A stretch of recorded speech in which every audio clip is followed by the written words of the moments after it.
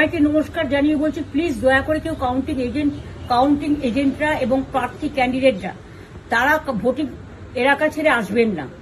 Strong রুমে যেখানে counting হচ্ছে, মানে সেন্টারে, সেখান ছেড়ে কেউ আসবেন না। এটা বিজেপির প্ল্যান। প্রথম 2-3 রাউন্ডে আমি কালকে থেকেই বলছি যে ওদেরগুলো আগে দেখাবে, আমাদেরগুলো পরে দেখাবে।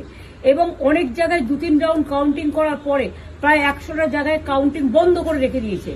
এবং কল্যাণীতে ধরা পড়েছে 7টা মেশিন, যেখানে কোনো মিল নেই।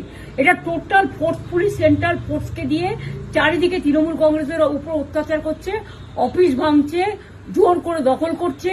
এসআইআর নামে আপনারা দেখেছেন ভোট লুট করেছে যাতে যে সিটগুলো জিততে পারে। কিন্তু এখনো এমন 70টা সিট আছে, 100টা সিট আছে যেগুলো আমরা এগিয়ে আছি, সেগুলো বলছে না। টোটালটাই মিথ্যে নিউজ খাওয়াচ্ছে। আগে ডিআইসিও এই খবরগুলো দিত, কিন্তু তাকে কালকে চেঞ্জ করে দেওয়া হয়েছে। টোটালটাই ইলেকশন কমিশন নিজের ইচ্ছে মতো খেলছে, এবং সাথে কেন্দ্রীয় বাহিনীকে নিয়ে।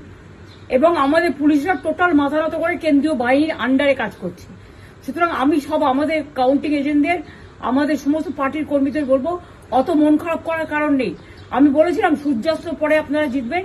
3 রাউন্ড 4 রাউন্ড কাউন্ট হলেও এটা 14 রাউন্ড থেকে 18 রাউন্ড কাউন্ট হয়, তখন আপনারা জিতবেন।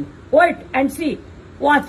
আমরা সবাই আপনাদের সাথে আছি, আপনারা কেউ ভয় পাবেন না, নিশ্চিন্তে থাকুন। আমরা বাঘের বাচ্চার মতো লড়াই করে যাবো।